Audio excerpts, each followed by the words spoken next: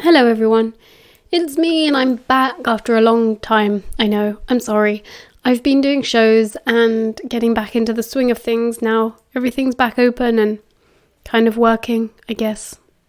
I don't want to speak too soon, I don't want to jinx it. Anyway, I thought I'd start with Out of the Blue, which is an epilogue from Grant's point of view and Grant's life after Remus.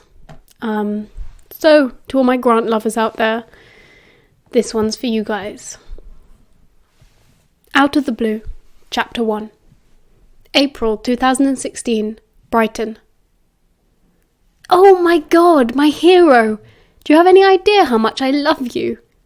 Marcus beamed at Grant as if he was an oasis in a desert, which he sort of was at that moment. Skimmed milk, no sugar, Grant grinned, squeezing through the crowd and setting down the cup of coffee on the counter. How's it going?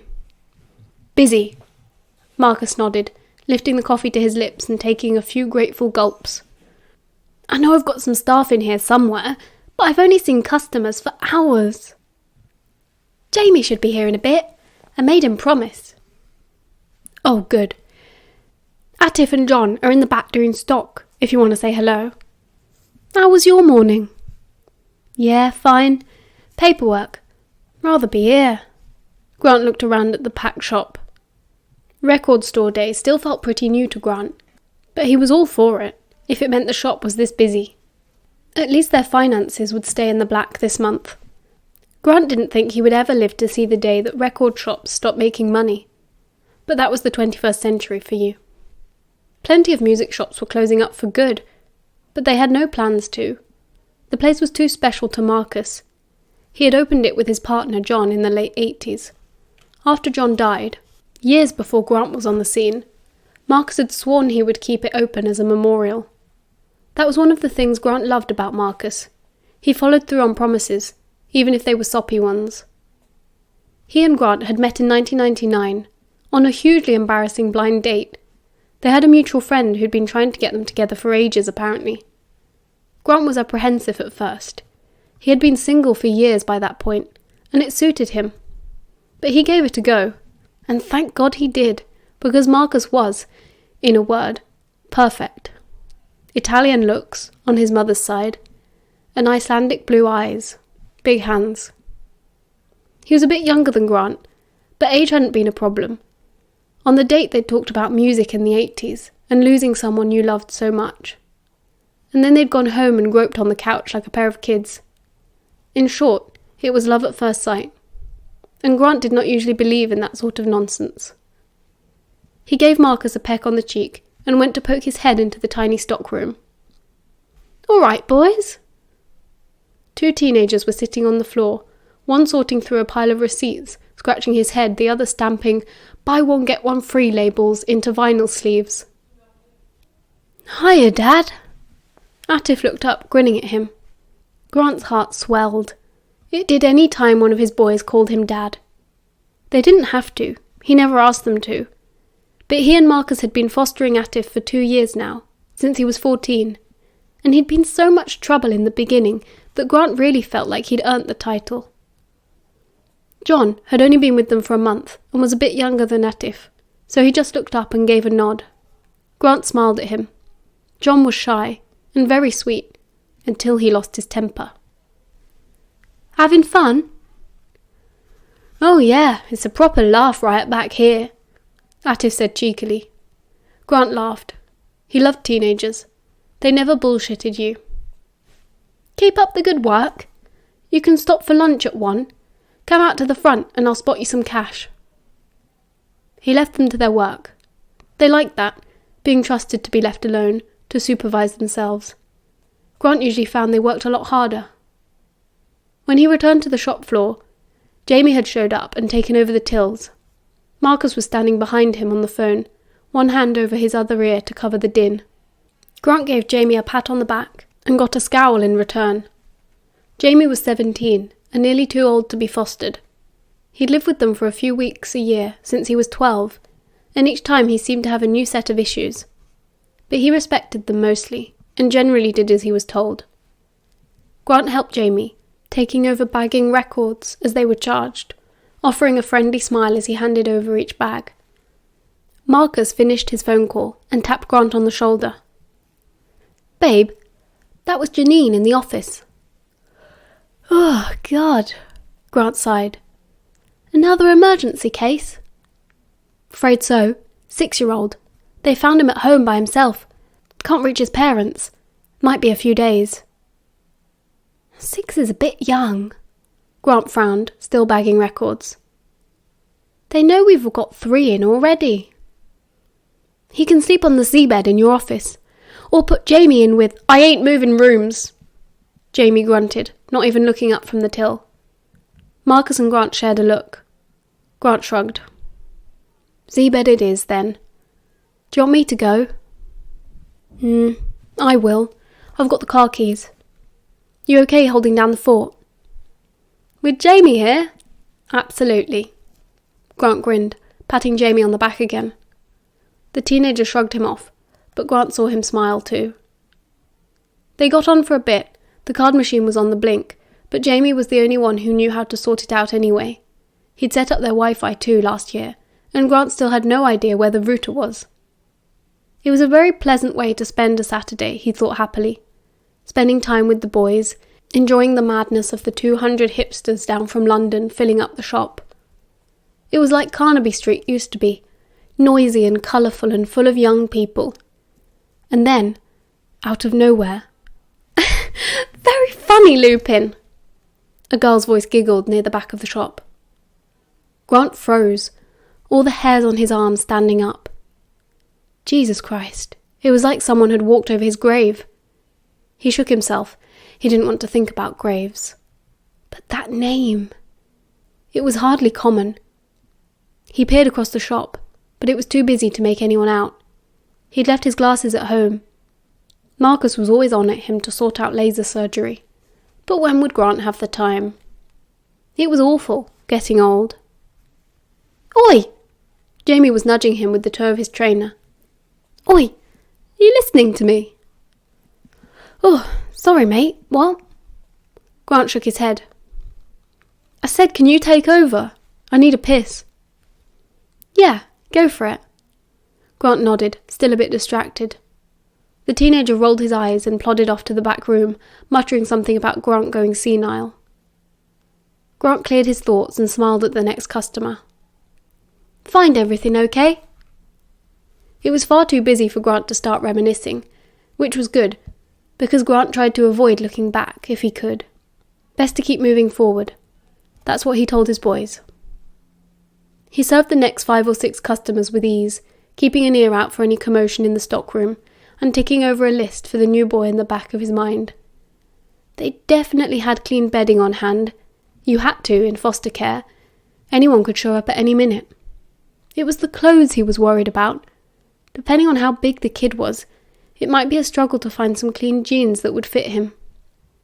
He made his mind up to send Tiff and John to the big Tesco's on their lunch break to see if they could buy a few bits there. Mind you, if he did that, he'd have to be sure to make a very clear list and ask for a receipt. Grant didn't mind them skimming a bit off the top for things like sweets or snacks, but Tiff had a bit of a history of pocketing cash for slightly less legal things.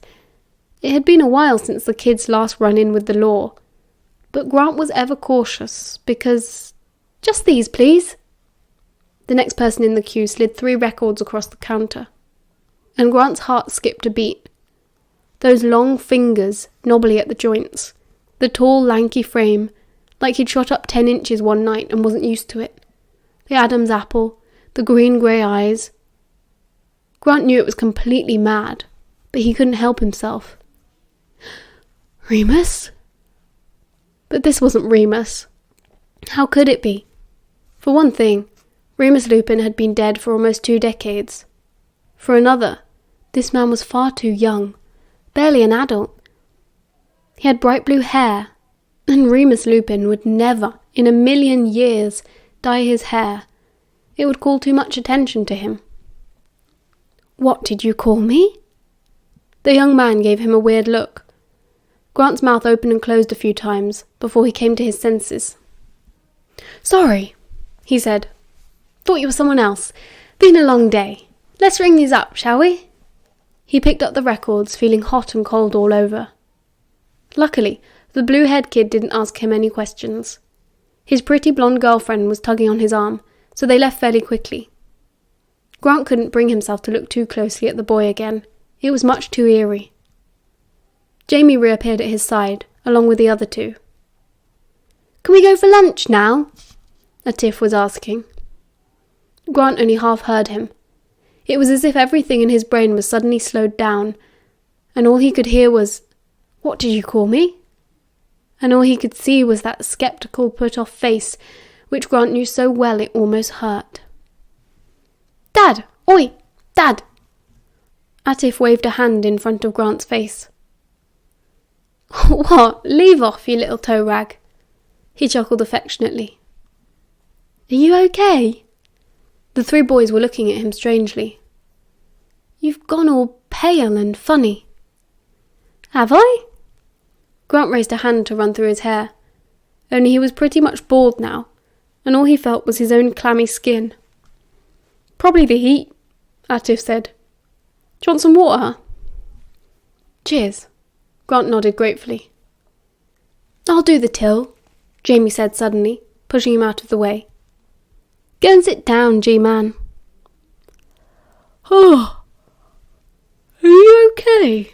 Marcus asked, yawning, as they got into bed that evening.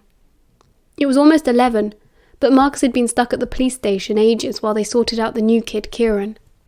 They'd both missed dinner, which disrupted the whole household, and by the time they got back, Grant was in the middle of breaking up World War III. Atif and Jamie were constantly arguing over whose turn it was on the PlayStation. "Knackered, but what else is new?" Grant replied. He was sitting up with his glasses on, reviewing Kieran's notes. "They haven't put his bloody school on here. How are we supposed to get him in on Monday?" "I'll ring up Janine in the morning." Marcus yawned again. He lay down and closed his eyes. "Did he go down all right?" "Yeah, but he's scared of the dark, I reckon," Marcus commented. "I left the lamp on and said it was in case he wants to read. Anyway, are you okay?" "Yeah, I said I was," Grant murmured, still leafing through the scraps of paper which made up Kieran's case file. He always went through them cover to cover, and more often than not they were like this, stapled and paper-clipped together, scrawled handwriting, missing signatures. It drove Grant mad. No wonder so many kids fell through the gaps. "Atif said you had a funny turn at the shop." "What? No, I was just... it's nothing." "Do you need a break?" Marcus rolled onto his side, propped up on his elbow. "Nope, I'm loving life." "Babe, you do take on a lot, you know. I know it makes you happy, but say at your age and I'll stab you with this biro," Grant threatened, taking off his glasses and putting the papers on the bedside table. "I feel as fit as I did at 20. Fitter, actually. I was an alcoholic at 20. Now you're just a workaholic," Marcus said. Grant gave him a look, and Marcus raised his hands. I know. The boys don't count as work. But still, if you're coming all faint in the middle of the day..." "Is that what he said?" Grant laughed. "Ah, the little drama queen.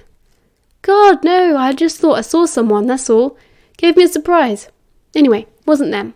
I didn't have my glasses on." "Who?" "Grant, who did you think you saw?" Grant sighed. He slid down in the bed and rubbed his tired eyes. "Remus." Marcus didn't say anything. Grant opened his eyes and turned to look. He had a face on, like he was trying to come up with the most understanding and responsible thing to say. "See, I told you it was nothing. Just a stupid mistake. Remember that time you told me you saw Stephen Fry in Asda, and it turned out it was just a very tall lesbian?" Marcus snorted. "Okay, fair enough. Still, that must have been a bit weird." "Yeah, it was. But it was just a mistake. What was it about them? The person you mistook him for, I mean. Marcus didn't know what Remus looked like. This wasn't Grant's fault. He had no photos of their time together. They were still at the flat, as far as he knew, and nothing would convince Grant to go back there. Added to this, Grant was terrible at describing people, so all Marcus knew was, I don't know, taller than me, curly hair. Oh, just something about him, Grant said unhelpfully. And it really shocked you that much? I suppose so. There was a loud thumping against the wall opposite. Marcus sighed. John and a Tiff are fighting again. They just play wrestle. Yeah, but they're not little kids anymore. They'll come through the ceiling one of these days. I'll go and have a word. I need a glass of water anyway, Grant said, getting out of bed. He stepped into his slippers and pulled on one of their dressing gowns. Come to bed before midnight, Marcus said. I'll do my best. He left the room, closing the door quietly behind him. The landing light was still on, and the bathroom light too, door wide open. He sighed and turned both off, before looking into the second double bedroom. Tiff and John were lying sideways across their beds, fully dressed still, kicking each other across the gap. Oi! Grant hissed.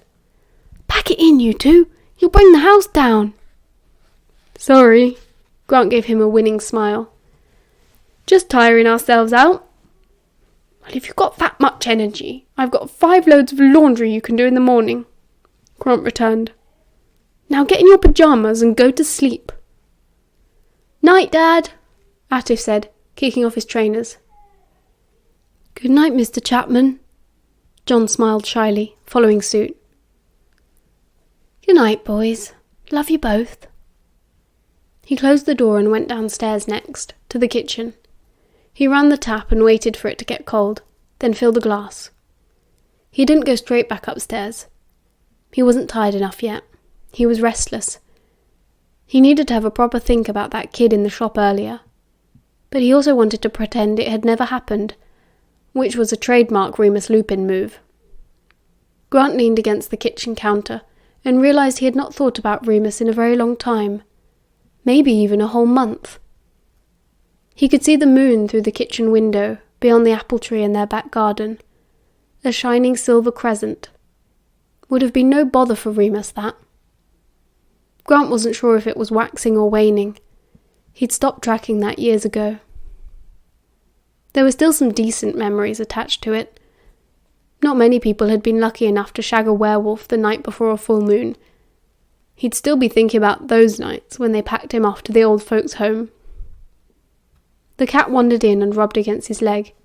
He bent down to scratch her behind the ear, and she purred appreciatively. He tidied up the kitchen a bit. That was supposed to be Jamie's job, but he clearly wasn't going to get to do it. He would only be with them another week anyway, and this happened every time. Jamie's behaviour always slipped the closer he got to going home. Grant had tried to talk to him about it, find out what was troubling him, but he just clammed up. So Grant did the cleaning, just to keep himself busy.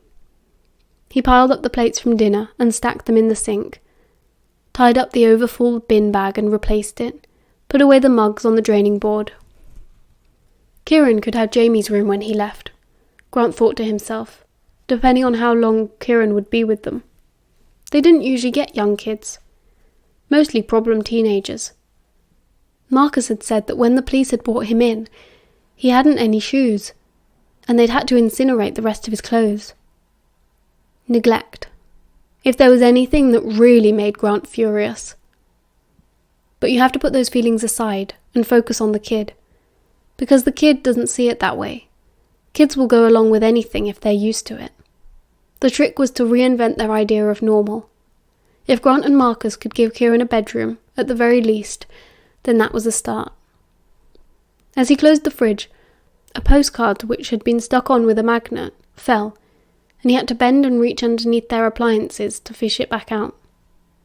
It was from Nick, one of their kids from long ago, grown up now and travelling around Australia.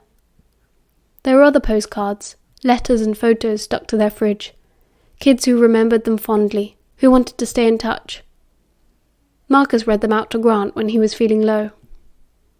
"Look at all the good you do," he would say. It worked, most of the time, but sometimes he still felt worthless. That had been his normal once, and shaking off that stuff had been a constant effort. Remus's letters weren't on the fridge, of course. They were far too precious. Grant rubbed his eyes and sighed, exasperated. He was getting nowhere. He was just going around in circles. Time for bed then. He topped up his water, flicking off the light, and began to climb the stairs. He noted, with satisfaction, that there was no light or noise coming from under the door of John and Atif's room. They were good boys, really. However, as he passed the study, he did hear something. A sobbing, wet, gasping sound. He pushed the door ajar to look inside. Kieran was sitting up in bed, arms around his knees, eyes wide open. The little reading light was on, illuminating Grant's desk, the ancient desktop PC, the stacks of paperwork, and the locked filing cabinet. It wasn't a very nice room for a little boy, but it would only be temporary. "All right there, mate," Grant said softly. Kieran stared up at him, his cheeks wet. He looked younger than 6.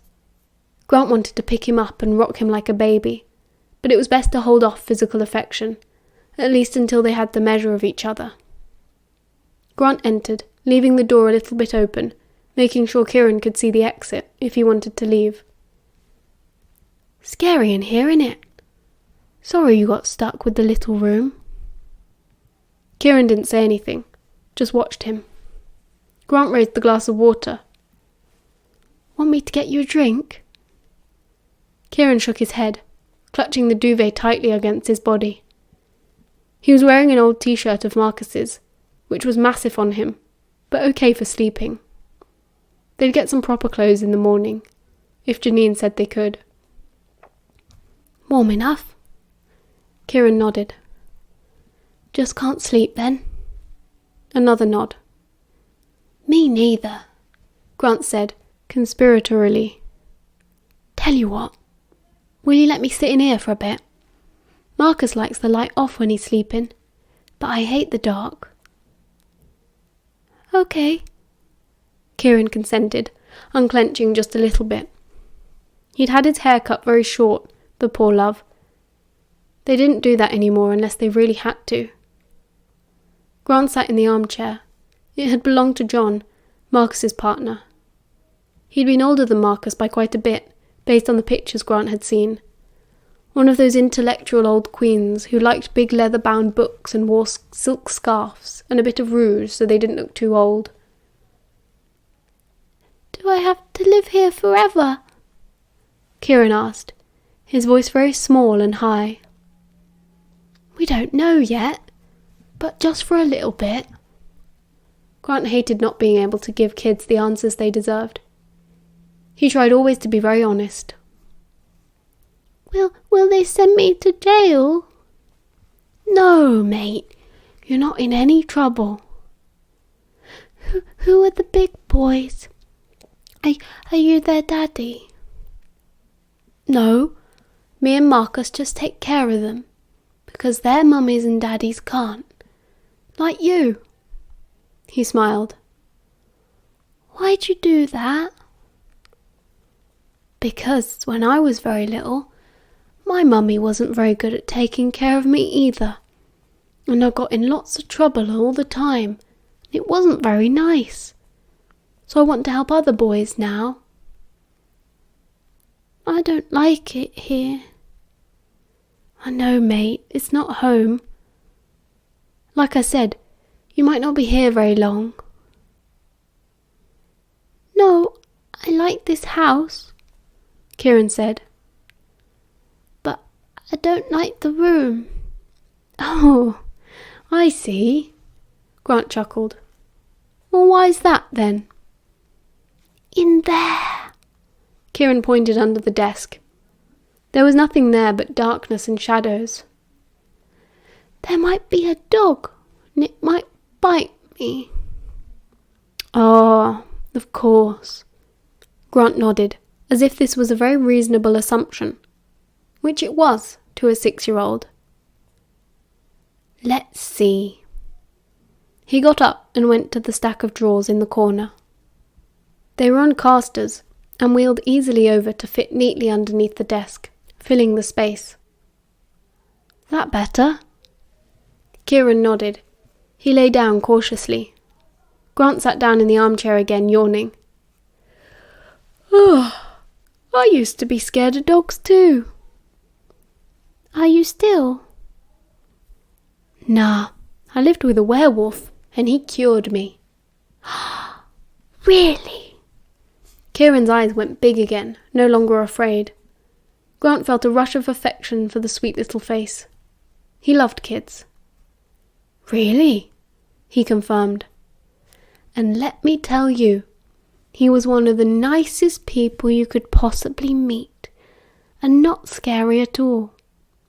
He liked chocolate and eggs for breakfast, and reading books and watching telly. And he never bit anyone." "Wow." "Think you can sleep now?" "I'll try," Kieran said resolutely. "Good lad." "Am I in trouble?" "Of course you're not." "Sometimes I'm very naughty." Kieran stretched and yawned, his eyes closing. "I don't think you're naughty. I think you're a very good boy who's had a very hard time," Grant said, his heart aching. Kieran seemed to smile a bit. Not long after that, the boy fell asleep. Grant stayed for a bit, just in case he woke up again. They'd move him into a proper room tomorrow, he decided. Jamie would just have to put up with it. Remus had come up again, for the 100th time that day, it seemed. Bloody hell, Grant thought to himself. We are in a nostalgic mood, aren't we? As he wasn't sleeping, he thought he may as well give in to it. He leaned down to the bottom of the bookcase, very slowly, as to not disturb Kieran, and pulled out a shoebox from the lowest shelf. Opening it in his lap, he bit his lip. All his Remus stuff. Not very much, really just a few letters, and some scribbled down addresses and phone numbers, the takeaway menu from their favourite Chinese restaurant, and a box of matches from Remus's first gay bar. He pulled the first letter from its envelope. The spindly handwriting was so familiar, and yet so strange. This one was from not so long after they parted ways. Grant, I hope you're well. It still feels silly writing that, but it's true. I really, really hope you're well. Better than well. Things are busy here. Can't say very much, as you know. But I'm okay. And Sirius too. We've spent more time with Harry, which has been great. We've had to move, temporarily. So if you want to visit the flat, feel free. I know you have the key. Just so you know, I put your name on the deed. Call it insurance, or a gift if you like. Do you have a nice flat? How's the job? I miss talking to you. Love, Remus. Yes, Grant remembered now. It was always love in those letters. For the last 2 years, Remus wrote to him every month with love. In early 1998, the letters stopped, and Grant knew. Sometimes he thought he'd felt it, deep inside, like a thread being cut. Remus was dead. Sirius had already died by then. Remus told him. After all that waiting, they hadn't had very long at all in the end. He couldn't even write the words. It was crammed at the bottom of the page like a postscript. Sirius no longer with us, gone.